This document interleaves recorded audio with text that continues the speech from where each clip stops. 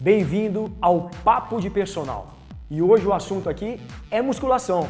Professor Wagner Xavier, criador do Round 12, personal trainer, fisiologista, e tô mais uma vez aqui com um time de professores qualificados para tirar qualquer dúvida sua. Professora Aline, seja bem-vinda. Obrigada, Wagner. Professor Luca. Guilherme, prazer estar aqui de novo. Legal. Professor Léo. Valeu, Wagner, obrigado. E professor Daí. Obrigado pela oportunidade mais uma vez, Wagner. Perfeito. Então estamos aqui na hora do treino do Round 12 no programa Papo de Personal. O assunto hoje é musculação. Tem gente que gosta, tem gente que ama, tem gente que não gosta, se frustra e para. Então a gente vai conversar agora sobre quais os melhores caminhos, estratégias, né? As variáveis no treinamento de musculação para que a pessoa tenha resultado, tá ok? Então, primeira coisa, quando a gente está falando de musculação, a gente está falando de treinamento de força, certo? Professor Luca aí, fala um pouquinho sobre a sua experiência de personal com análise de musculação, puxando justamente falando um pouquinho das manifestações de força, tudo isso.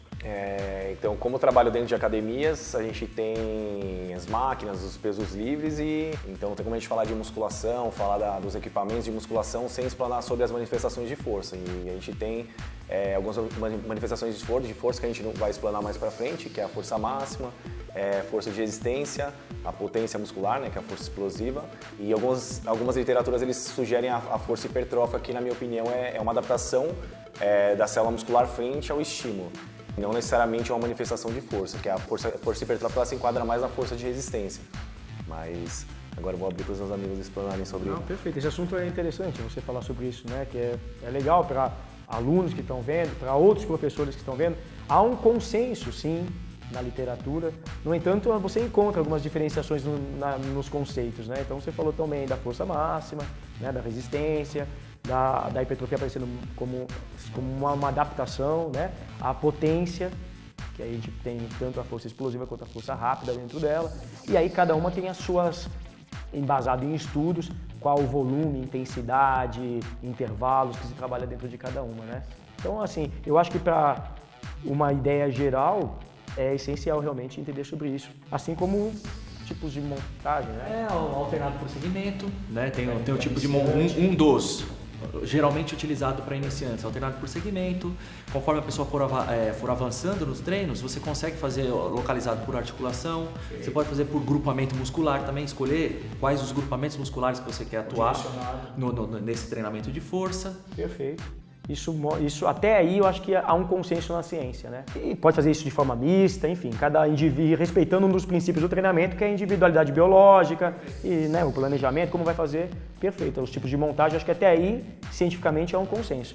Agora eu acho que o que ainda falta um pouco, precisa de mais estudos, porque as variáveis começam a ficar diversas, são nos sistemas de treinamento, os métodos, né? Então, clássico, múltipla série, bisete, trisete. Pirâmide, super séries.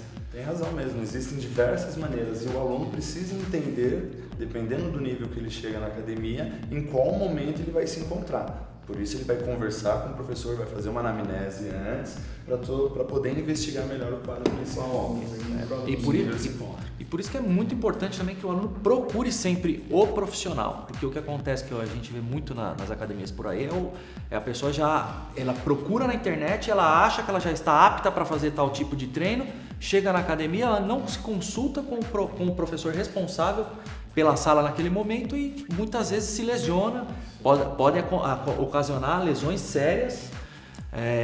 Eu já tenho histórico, já ouvi histórico de pessoas que se machucaram e precisaram ir para a mesa de cirurgia.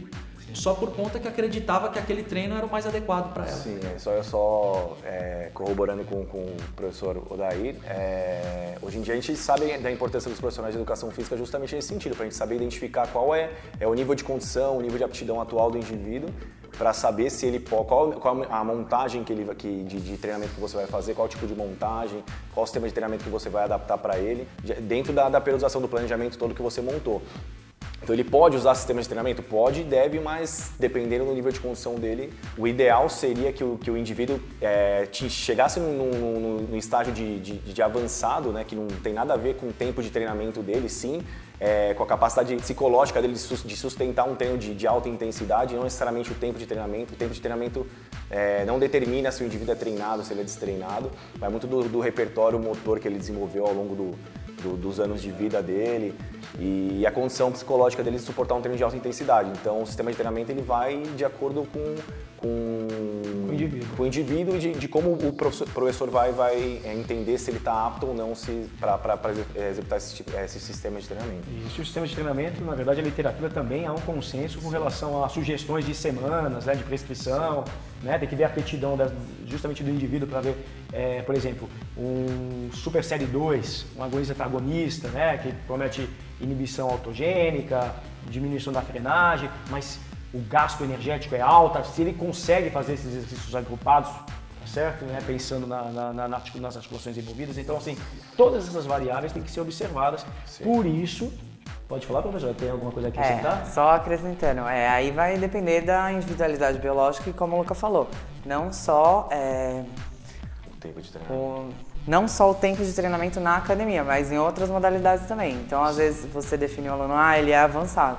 Mas ele não é avançado na musculação, na parte de aparelhos, de máquina.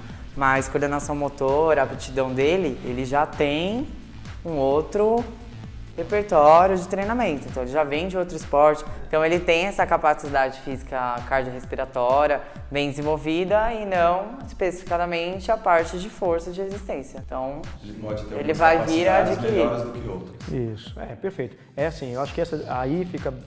Dá pra gente abrir um parênteses aqui e falar, né, que a musculação é um exercício físico, né, e às vezes a pessoa vem de um esporte, e aí envolve desempenho e tal, e as capacidades físicas de uma forma mais abrangente, mas há sim transferência, né, embora tenha que ser feitas novas adaptações para a especificidade da musculação, né, eu acho que é isso. E com relação também, acho que para a gente fazer um desfecho a essa parte mais técnica e mostrar que a musculação é bem mais complexa do que se pensa, né? Além de todo esse entendimento de força, tipo de montagem, sistemas, capacidades físicas, entender que existem variáveis agudas do treinamento, né? O professor tem que saber manipular, voltando ao vídeo de personal, confere lá o vídeo de personal trainer que a gente discutiu sobre o bom profissional, tem que entender essas variáveis para saber escolher a melhor estratégia do treino do aluno, né? Quando a gente fala de variáveis quantitativas e qualitativas, né? As de volume e as de intensidade,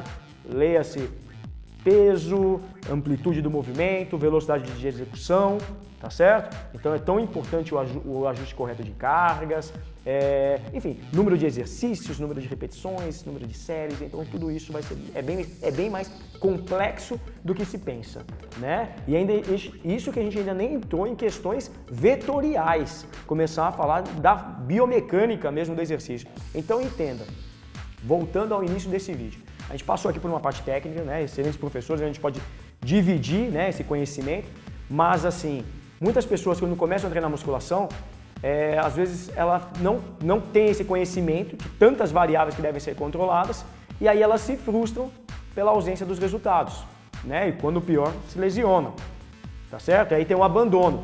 Então, na verdade, é a premissa. Você tem que estar amparado por um bom profissional. Ele é o profissional, ele é o professor.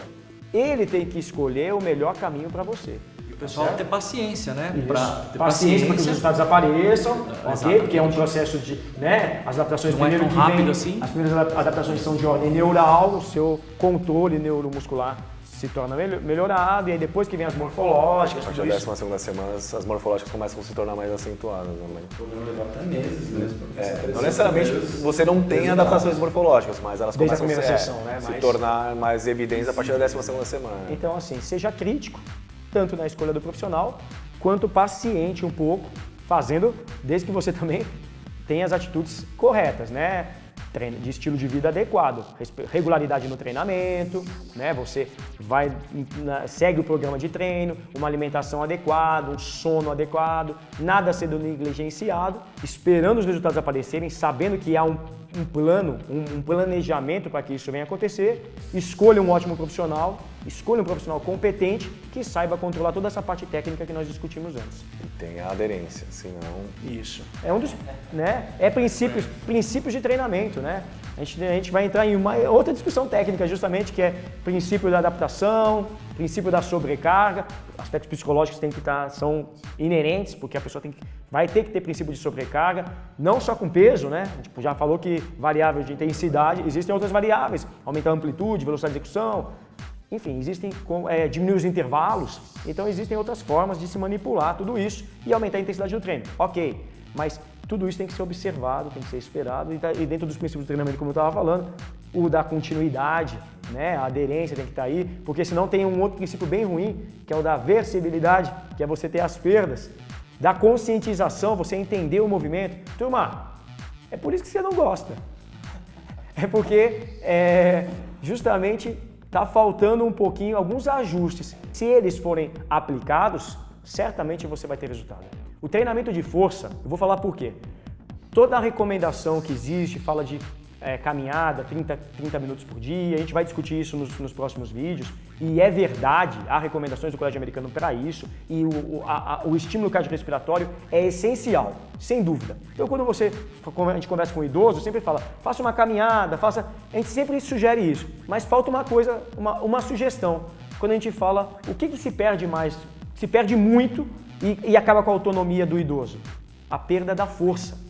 Então, assim, ele tem dificuldade de subir uma escada, de pegar algo do chão, de levantar sem grandes preocupações de uma cadeira. Então, assim, a manutenção da força é essencial para a qualidade de vida. A musculação, o treinamento de força, o treinamento resistido, o treinamento com pesos é um ótimo caminho, é um ótimo método para isso, tá certo?